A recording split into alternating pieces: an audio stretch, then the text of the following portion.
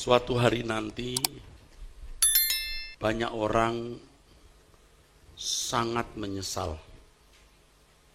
Penyesalan yang tidak bisa digambarkan atau dilukiskan dengan kata-kata. Tetapi Alkitab mencoba melukiskan penyesalan itu dengan ratap tangis dan kertak gigi. Penyesalan yang juga bisa merupakan kemarahan. Sulit untuk marah kepada Tuhan, tetapi kemungkinan marah kepada diri sendiri. Mengapa, saudara? Ketika manusia melihat realitas kekekalan yang dahsyat,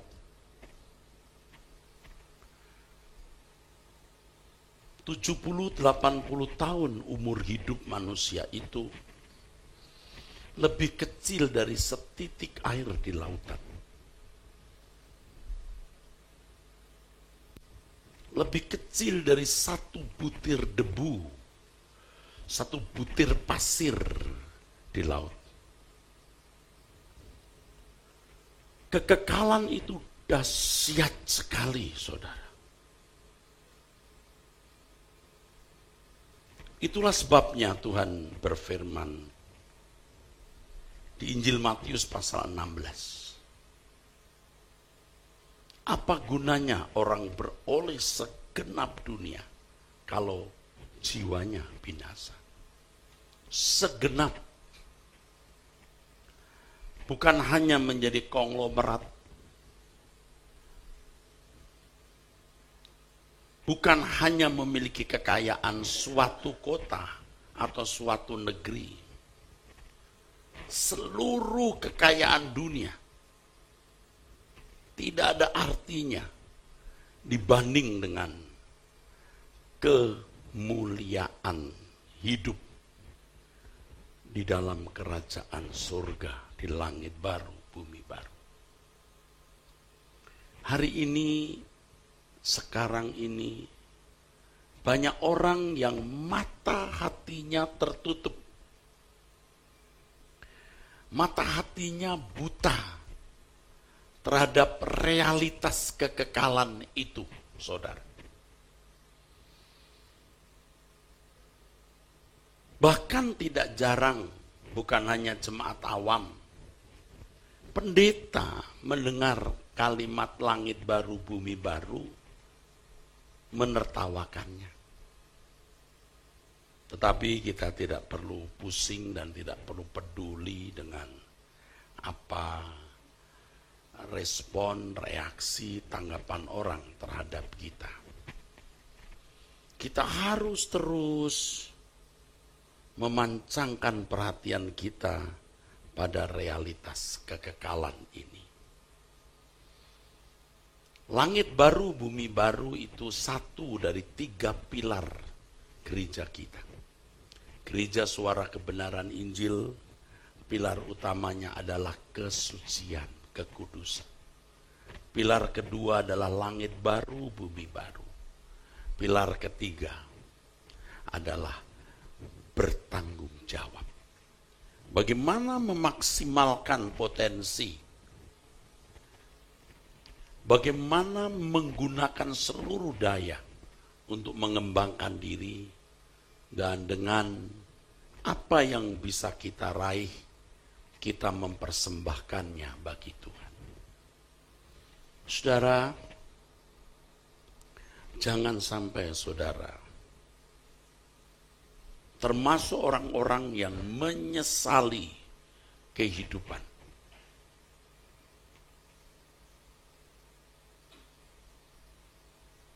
Jangan sampai saudara menjadi salah satu orang yang terbuang dan menghadapi keadaan tragis, terpisah dari hadirat Allah selama-lamanya. Sehingga yang ada adalah ratapan, tangisan, dan kertak gigi. Oleh sebab itu, saudara, kita harus terus mengingat dan memerintahkan seluruh saraf kita sampai jiwa kita dicengkram oleh kebenaran bahwa hidup di bumi ini bukan satu-satunya kesempatan hidup. Jangan berpikir setelah kematian tidak ada kehidupan. Justru kehidupan yang sesungguhnya yang dirancang oleh Allah setelah manusia jatuh dalam dosa adalah kehidupan di balik kubur. Karena Allah yang kekal, Allah tidak merancang manusia mati. Allah yang kekal merancang manusia untuk terus-menerus hidup dalam persekutuan dengan Allah tentunya. Jadi sebenarnya saudaraku sekalian, Allah tidak pernah merancang tempat yang namanya kober atau kuburan.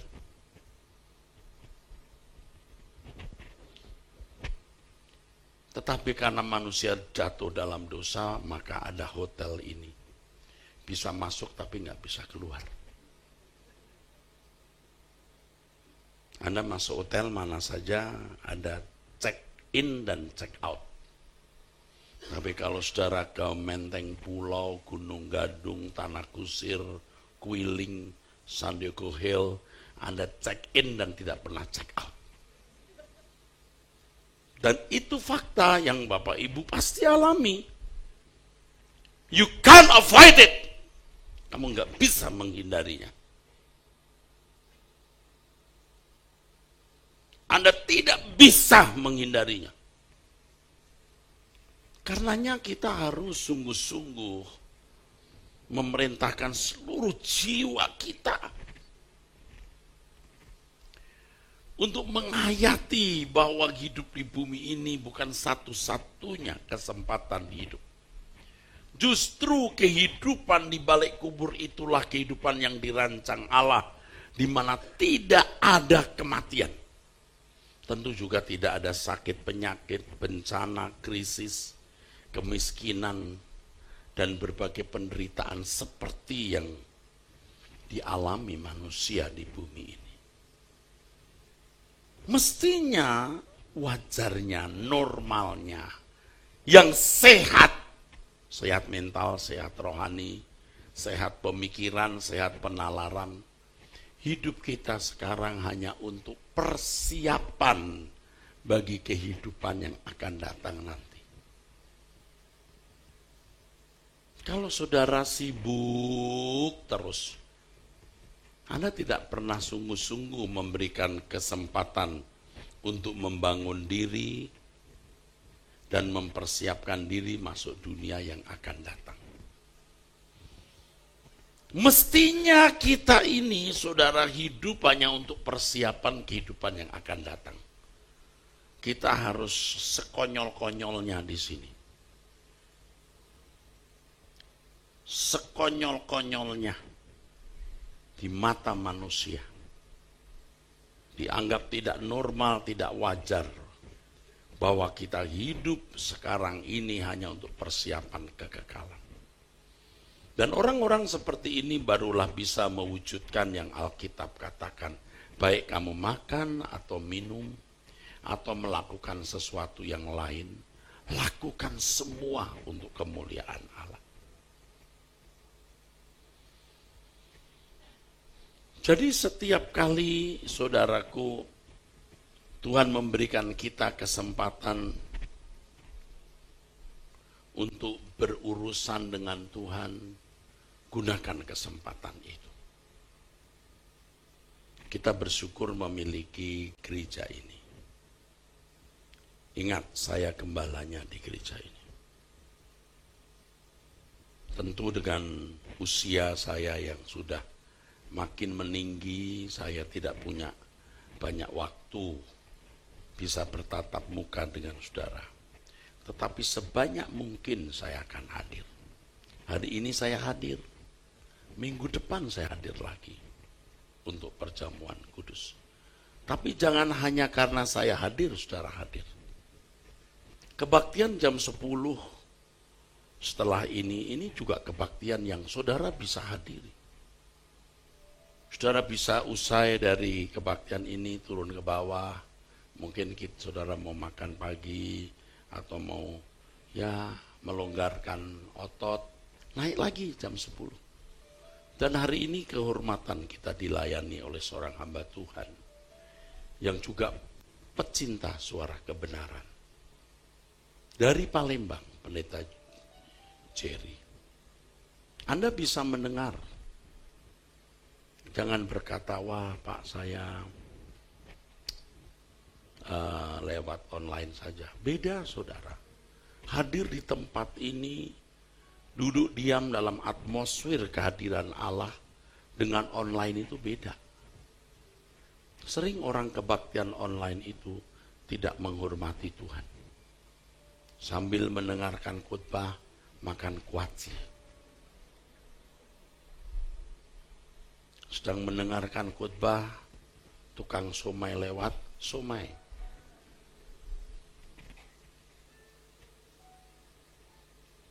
Sambil mendengarkan khotbah, pet anjing di rumah berisik. Diem lu dasar anjing. Terdistrak namanya. Tapi kalau duduk diam di sini, Anda punya persoalan cuma satu, ngantuk.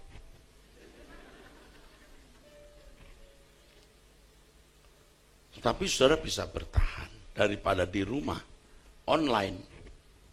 Anda bukan duduk diam di kaki Tuhan, Anda tidur di kaki Tuhan. Sengantuk-ngantuknya saudara di gereja, lebih bisa bertahan daripada ngantuk di online. Dengar khotbah ngantuk, tidak ada yang mengawasi. Lalu saudara mulai ambil gadget, taruh di samping tempat tidur, saudara ngelihat. Tidak lebih 5 menit, tewas.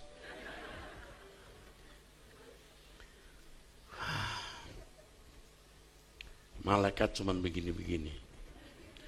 Anda kan punya malaikat penjaga. Padahal Tuhan sedang memberi berkat, paket berkat lewat malaikat. Waktu mau diberi, Anda gini, nggak jadi dikasih, ngorok dia. Beda dengan di sini. Ngantuk pun Anda akan bisa bertahan. Hadirlah saudaraku. Kalau malam hari Minggu jam 8 ada doa lewat Zoom. Sediakan waktu.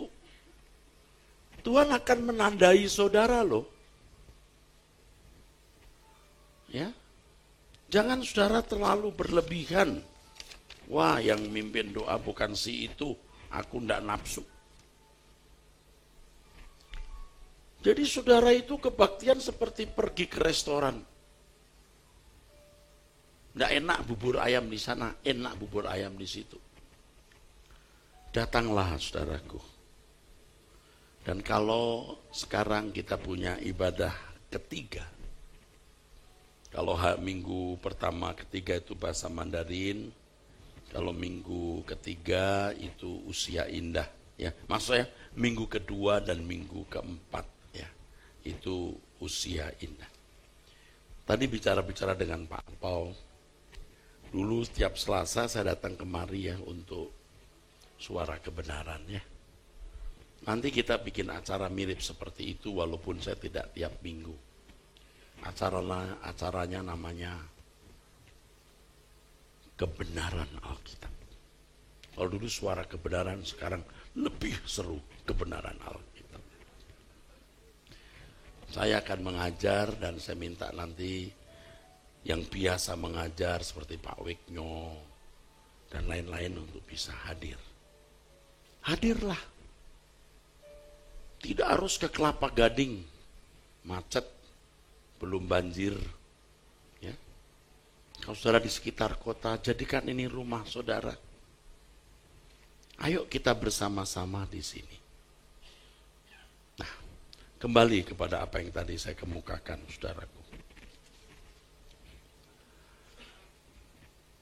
Jangan kita seperti orang-orang ya, yang berpikir bahwa seakan-akan kesempatan hidup itu hanya sekarang ini di bumi. Akhirnya saudara akan berfilosofi atau berfilsafat atau berprinsip seperti yang dikatakan dalam 1 Korintus 15 ayat yang ke-32. Marilah kita makan dan minum sebab besok kita mati. Saudara tidak mengatakan itu. Pada umumnya orang tidak mengatakan begitu. Tapi dari gaya hidup,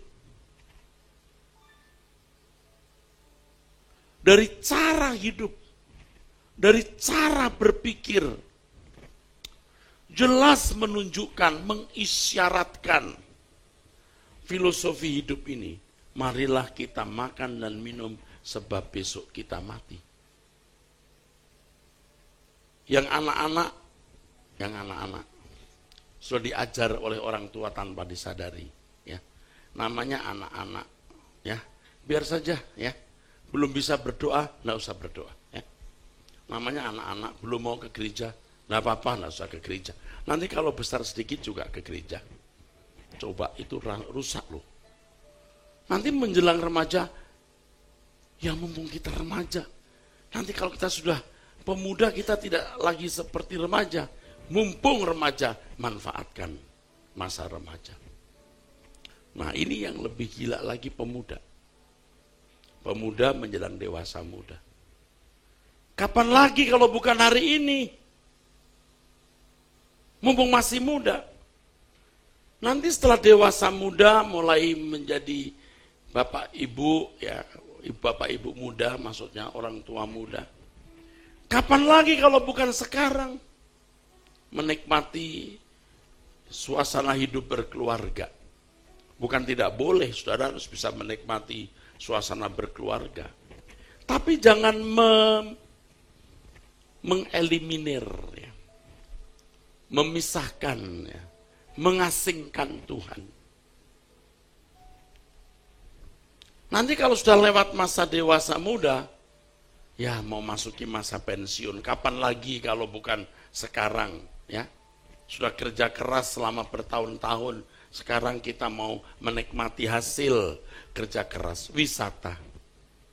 Terus, ini semua bisa diterjemahkan dengan kalimat, marilah kita makan dan minum, sebab besok kita mati.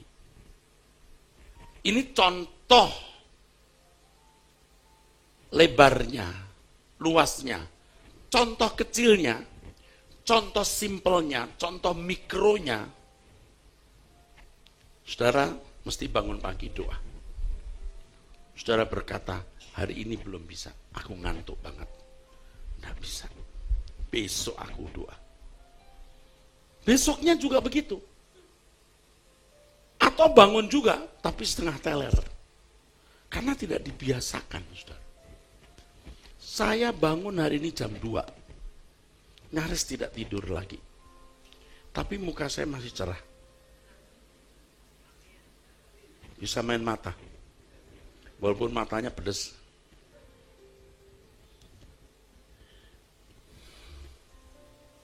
Saya sudah berlutut.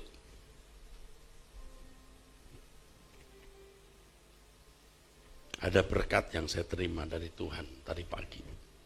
Ketika doa pribadi. Lalu saya mulai memimpin doa.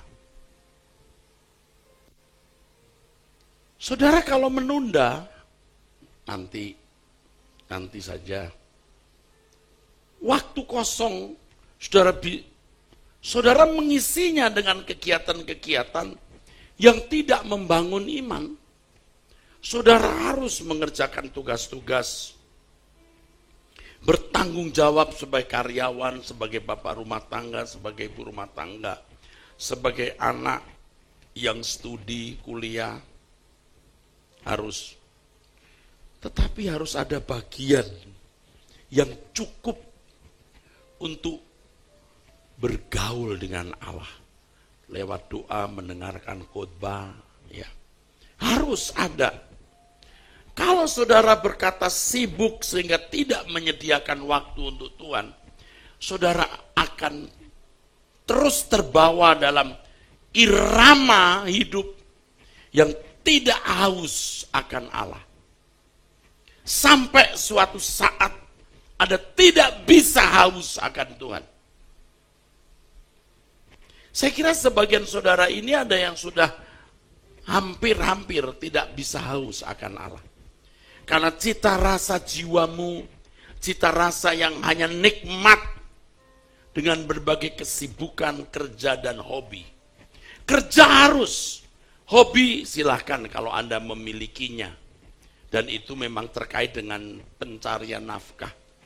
Tapi kalau hanya hobi-hobi untuk kesenangan, saya kira dunia kita sudah makin jahat.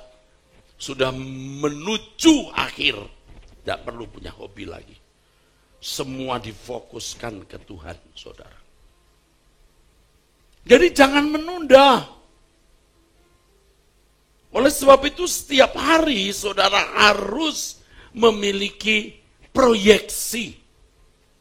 Proyeksi bagaimana menggunakan, memanfaatkan, menghargai kesempatan. Pagi bangun berdoa. Pergi kerja sampai sore-sore pulang ketemu keluarga. Nanti malamnya ketika anak sudah tidur, saudara sediakan waktu menghadap Tuhan. Saudara harus jadwalkan itu. Pertemuan dengan orang-orang yang membuat Anda tidak kudus. Tidak perlu saudara lakukan. Kegiatan-kegiatan hidup yang membuat saudara tidak bertumbuh, harus saudara tinggalkan. Saudara sebagai jemaat GSKI Kebon Jeruk, saudara melihat acara-acara yang ada di gereja ini, sebanyak-banyaknya saudara kunjungi, saudara ikuti. Kita tidak tahu kapan kita meninggal dunia. Kapan kesempatan kita berakhir? Kita tidak tahu, saudaraku. Dan Tuhan tidak memberitahu. Kalau Tuhan memberitahu, maka pertobatan saudara tidak natural. Tidak tulus, saudaraku. Coba kalau Tuhan beritahu saudara. Bulan September tanggal 15 tahun 2022 jam 12 malam kamu akan meninggal dunia. Wah, tinggal 2 minggu. Saudara bertobat. Itu bertobat yang tidak natural, tidak tulus, diancam kematian. Dan pertobatan seperti ini pertobatan yang tidak menyenangkan hati Allah. Beda kalau kita memang bertobat dengan sungguh-sungguh karena kita mau menyenangkan hati Allah dengan kehidupan yang tidak bercacat, tidak bercela, saudara. Coba kalau saudara tahu bahwa minggu depan saudara akan meninggal dunia. Tinggal seminggu, wah saudara kebaktian. Jam 8, jam 10, jam 3, doa ikut. Bapak-bapak nih ya, bapak-bapak ini. Kebaktian kaum ibu pun dia hadir. Dilarang tetap dia hadir. Pak, ini kebaktian kaum ibu, semua pakai rok, Pak. Oh, saya tetap ikut kebaktian. Kalau saya tidak boleh, nggak apa-apa saya pakai rok. Demi saya bisa masuk di sini. Kebaktian remaja pemuda ikut. Biar semua anak remaja pemuda, muda-muda, Anda tua sendiri, Anda tetap duduk di belakang. Penerima tamu, anak remaja pemuda berkata, Om nggak salah masuk. Enggak nak. Ini hanya untuk remaja Om. Nggak apa-apa, saya juga remaja tua.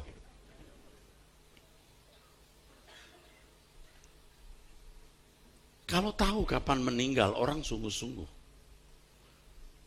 mau berubah. Tapi perubahan yang tidak natural, dan itu tidak menyenangkan hati Allah. Mestinya kita ini sadar bahwa kematian bisa menjumpai kita kapan saja, saudara. Kita tidak tahu kapan kita meninggal. Tetapi bukan karena kita mau meninggal, kita bertobat. Mestinya kita mengerti bahwa kita diciptakan Tuhan hanya untuk menyenangkan Dia. Aduh, Bapak Ibu.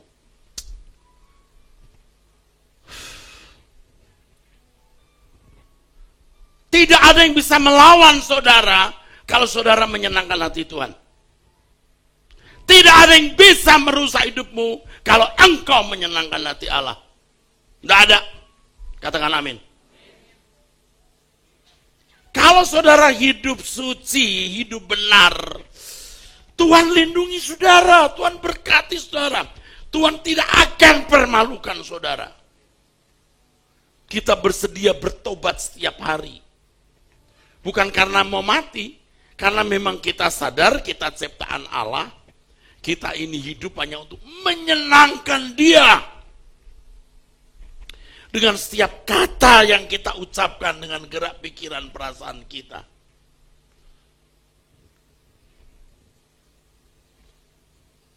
Tadi saya katakan saya dapat berkat. Tadi jam 2 pagi. Berkatnya apa Pak? Saya sebenarnya mau kasih tahu, tapi ini bukan hal yang rahasia. Satu gairah atau semangat di dalam jiwa saya. Apapun yang terjadi, aku mau menjadi seorang yang benar-benar dinilai Tuhan itu suci.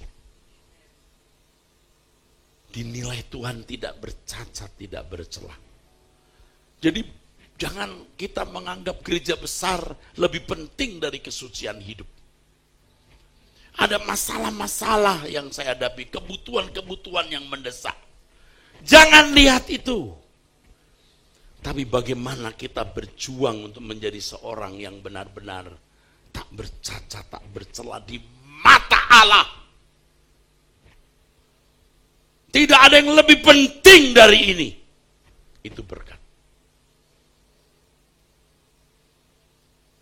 Kita serius memperkarakan hidup kita. Bagaimana kita menjadi kudus standar Allah. Suci standar Allah. Benar-benar berkenan. Tak bercacat, tak bercela di mata Tuhan. Kita tinggal tunggu waktu. Kita akan meninggal. Saya akan meninggal lebih dulu mungkin. Dengan usia ini. Tapi ada bapak-bapak yang lebih dulu dari saya. Selamat jalan Pak. Dan kita akan menghadap tahta pengadilan Tuhan. Dan itu harus menggetarkan jiwa kita.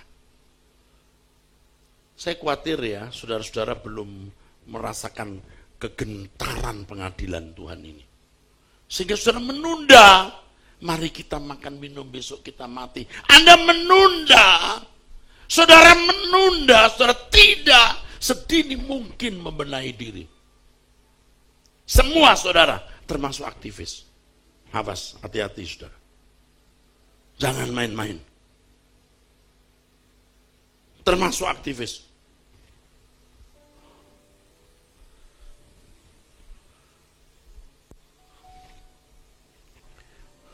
Lagu ini saya karang di suatu pagi.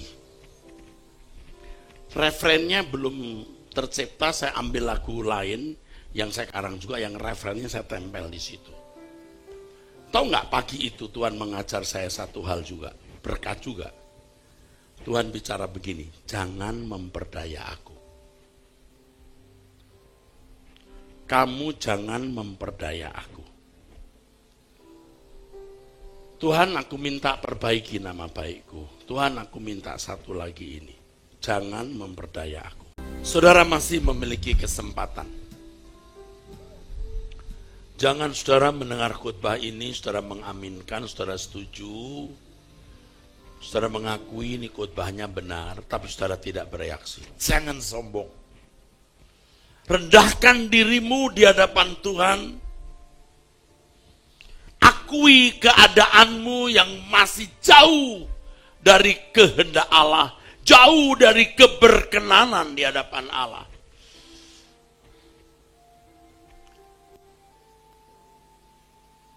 Akui setiap kesalahan sekecil apapun, sehalus apapun, dan mulailah berjalan di dalam kesucian Tuhan. Itu persiapan untuk kekekalan. Itu langkah berkemas-kemas.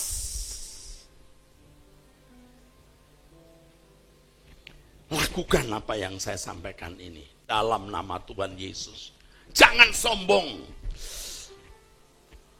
Saudara berkata, saya tidak sombong, Pak.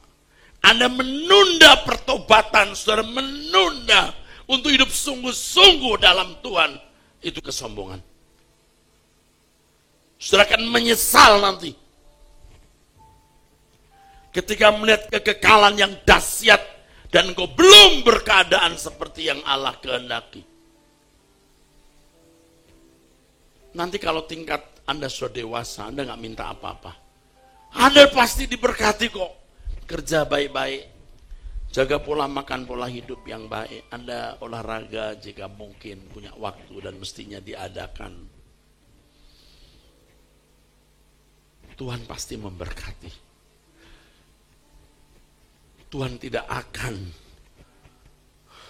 tidak peduli kebutuhanmu. Tidak mungkin. Sebab kalau kita hidup di dalam kehendak Tuhan, kita memiliki perdamaian dengan Allah. Perdamaian yang benar ya, yang ideal. Tuhan menjadi sahabat kita. Tuhan ada di hatimu dan engkau di hatinya. Kita bisa melewati semua masalah-masalah. Kita bisa melewati semua masalah-masalah. Yang kemudian saudara menengok ke belakang, Anda melihat Allah itu setia dan baik. Jangan main-main. Saya kira sebagian saudara masih hanyut dengan berbagai persoalan sehingga Anda melupakan Tuhan. Ingat, saya tetap menasihati saudara bekerja rajin, tanggung jawab. Itu bagian saudara yang saudara tidak boleh tinggalkan. Tetapi porsi yang mesti saudara sediakan untuk Tuhan itu harus mencukupi, memadai. Kalau untuk uang, untuk karir, untuk studi, bekerja keras begitu rupa. Untuk kesehatan, bekerja keras begitu rupa. Mengapa untuk kesucian hidup, untuk keberkenanan di hadapan Tuhan kita tidak bekerja keras? Saudara tidak memberi porsi yang memadai. Cita rasa jiwamu masih cita rasa anak dunia. Anda tidak punya kehausan akan Allah. Di Lukas 16, kita membaca ada orang kaya yang ketika meninggal dunia, dia berseru kepada Abraham, Bapak Abraham, suruh Lazarus mencelupkan ujung jarinya untuk meneteskan air di lidahku, karena aku haus dan tempat ini menyiksa. Pasti itu bukan air mineral, nggak mungkin. Itu bukan kehausan normal seperti yang kita kenal, Pak. Itu haus akan Allah. Dan ternyata, perhatikan, ternyata jiwa manusia sudah ditata Tuhan bahwa manusia tidak mungkin bisa hidup tanpa penciptanya. Bagaimana Tuhan mau bertemu dengan orang yang tidak merindukan Dia? Di dunia saudara tidak merasa membutuhkan Tuhan.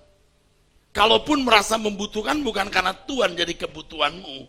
Karena kau punya masalah, kau punya kebutuhan-kebutuhan yang terkait dengan pemenuhan kebutuhan jasmani. Anda membutuhkan Tuhan. Tuhan hanya menjadi alat, bukan pusat kerinduanmu. lalu Anda meninggal dunia, lalu mau bersama dengan Tuhan, engkau tidak setia. Kesetiaan seseorang bisa diukur dari seberapa orang haus akan Tuhan, seberapa orang merindukan Dia. Katakan amin. Jadi kalau Anda tidak merindukan Tuhan, ada sesuatu yang salah dalam hidupmu. Ada yang salah. Itu juga saya kenakan dalam hidup saya pribadi, saudara. Kalau saya tidak merindukan Tuhan, ada yang salah dalam hidup saya. Saya menikmati kedudukan sebagai pendeta, gembala, ketua ini, ketua itu, dengan segala fasilitas. Saya berkhianat kepada Tuhan.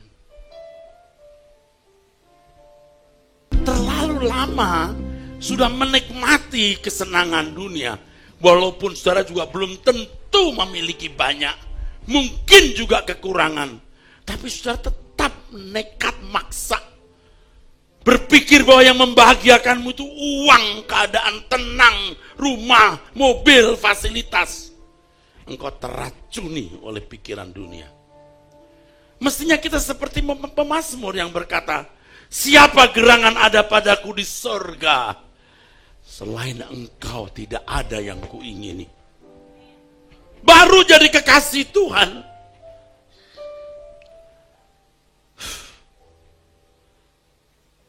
mumpung masih muda, kita pacaran-pacaran, Tuhan nomor sekian. Bukan tidak boleh pacaran. Kamu ketemu Tuhan dulu, baru kamu ketemu jodoh yang baik. Kalau kamu belum ketemu Tuhan, salah jodohmu. Kemungkinan besar pada umumnya salah. Nanti kamu ketemu orang non-Kristen pun kamu akan kawinin dia, atau kamu rela dikawinin. Kamu bukan hanya bodoh, bodoh sekali. Saya khawatir Anda belum punya kehausan akan Allah. Saya jadi pendeta bertahun-tahun juga enggak haus-haus banget gitu loh. Masuk neraka sih enggak mau, tapi haus banget enggak. Saya mesti balik bertobat. Maka Tuhan izinkan banyak kejadian terjadi dalam hidup saya, supaya saya balik kepada Tuhan. Terutama ketika saya mulai sakit di tahun 2021 tahun lalu. Hidup ini singkat, walaupun kita bukan orang hebat, tapi kita orang nekat. Orang yang mencari Tuhan. Ibu telah melewati perjalanan panjang. Sejak Rehobot berdiri, bukan? Saya kenal muka ibu. Mana anak-anak ibu sekarang?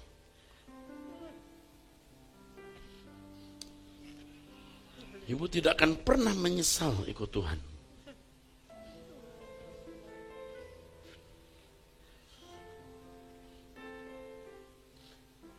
Ibu setia ikut Rehobot, setia ikut saya pun berubah dan bertobat. Anak saya juga di sekolah dari Bapak. Ya? Anak saya ikut Pak Wigno, sekolah dari Rehobot. Oke. Jadi melayani ikut Pak Wigno. Amin. It's okay. Semoga anak saya nggak mampu.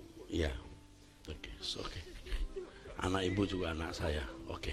Nggak apa-apa. Anak saya semua pelayanan. Oke. Saya bersyukur bisa kena gereja ini.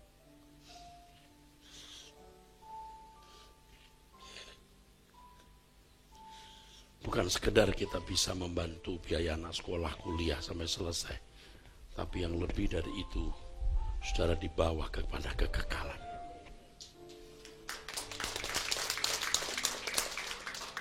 Jangan sombong. Saudara kalau masih hidup dalam dosa, harus berhenti berbuat dosa. Senahamatakalamasiko. Amin. Harus berubah. Harus berubah. Jangan sombong. Kalau saudara lihat banyak orang-orang di luar gereja, atau mungkin juga orang Kristen, kalau sudah terlalu kaya, nyaman, relasi pejabat tinggi, nyaris tidak bisa diselamatkan. Gayanya begini, ini dadaku, mana dadamu. Kita permisi deh, gak mau seurusan sama yang begini.